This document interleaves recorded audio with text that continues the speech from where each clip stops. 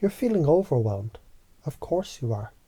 Your brain is like an airport, where every damn flight is trying to land at the same time, with no air traffic control. Now let me break it down for you like you're 5. You ever try to eat 5 bowls of soup at the same time? No. Well, that's what your brain is doing when you try to think, fix, feel, solve, plan, and survive all at once. So here's the reframe. Overwhelm isn't failure, it's feedback. It's your system screaming, too much input, not enough integration. So chunk down to the details. You already regulate your overwhelm every time you cry, rant, walk away, sleep it off, laugh or collapse. That's not weakness, that's wisdom. Your body knows what to do when your mind is pretending it's fine. Chunk up to the bigger picture. Overwhelm is a signpost. A signpost is direction. Direction is an opportunity to pause the game, not rage quit it. If I feel overwhelmed, cool, compared to what? Are you overwhelmed like a leaf in a hurricane? Or are you just unused to actually having feelings surface after bottling them up since 2007? Maybe your overwhelm is your soul asking, can we fucking slow down and feel some shit now? What happens if you don't acknowledge it? You become a pressure cooker with no release valve. Mental implosion, emotional constipation, soul rot. Your overwhelm has kept you alert, strong, ready. That served you, but now it's outdated software running on new hardware. Time to upgrade. You think it's always going to be this way. Disbelief. It's like having your face pressed so hard against the wall, you forgot the rest of the room exists. So let's chunk this into specific examples. Remember when you got dumped and thought no one would ever love you again. And then you met someone else and suddenly, boom, the old story disappeared like a fart in the wind. That belief, it's a scratched record. It keeps skipping the same second. But you're not the song. You're the DJ. Change the fucking track. If you don't shift, you'll recreate the same loops. Keep dating the same wounds in different bodies. Keep building homes in a war zone and call it just life. Your nervous system will live in Groundhog Day, and your soul will start to decay under the weight of same shit, different day.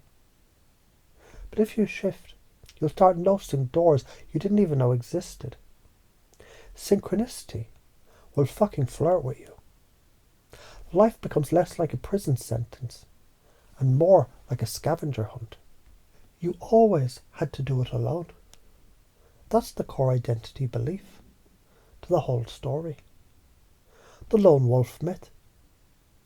The no one was there, so I became everything for everyone programming. But let's rewrite that. You were the tree that grew sideways through concrete. Strong, yes, but bent in ways you didn't have to be.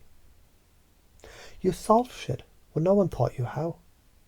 You became your own mother, father, therapist, coach. And that gave you grit, but now you're tired. And you deserve soft. Just because no one showed up for you, it doesn't mean you aren't worthy of being shown up for. But maybe, just maybe, connection remembers. Let's call it what it is. Connection is the original operating system. You weren't born to survive alone. You were born tribal. You were wired for shared presence, mirror neurons, co-regulation. You feel safe when someone's voice says, I see you. You regulate when someone simply holds your hand. Polyvagal theory says social engagement is the fastest way to exit the fight, flight, freeze response. Attachment research shows healing happens faster in relationships than alone. Loneliness has the same impact on the body as smoking 15 cigarettes a day. So what's the karma of staying isolated? You suffer invisibly.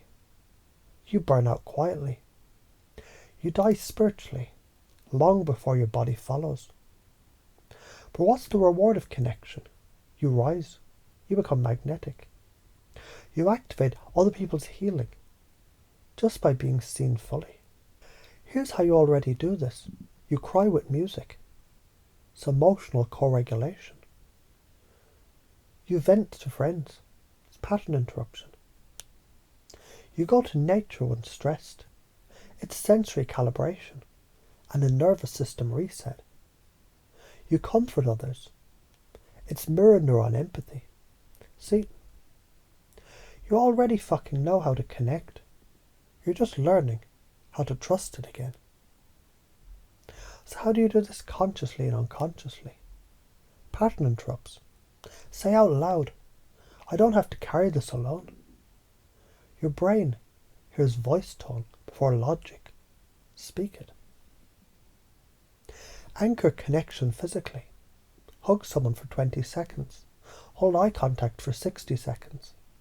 Your vagus nerve will literally thank you. I'm someone who connects because it makes me stronger. Say it until it's true. Not because you feel it now, but because repetition wires reality. The top patterns to keep you fucked, so let's burn these. Self-reliance as self-worth. I'm too much shame loops. Emotional stoicism passed down like family recipes of pain. Believing vulnerability is danger, not medicine. Mistaking control for safety. Cut that shit off. The sleight of mouth patterns. Is it overwhelm or just a backlog of silence finally being heard? Alone isn't strong. Alone is isolated. Connected is resilient. You build walls to protect yourself. Maybe now you can build doors. What would your life look like in 5 years if you kept believing you're alone? If strength is important to you, would you agree the strongest thing a person can do is to ask for what they need? You survived a fuckload of storms alone, which tells me independence matters to you, which also means you've proven you can trust yourself. So maybe now it's time to trust someone else to stand beside you, not save you. Let these drop deep. Let the unconscious take over now. You're safe to receive. You're allowed to rest. You're not alone anymore. The version of you that had to do it alone, it's done enough. You're worthy of support simply because you breathe. Let it ripple through your cells. Let it rewire your default settings. You're not the lone wolf anymore. You're the fucking constellation. And the stars, they're already waiting for you.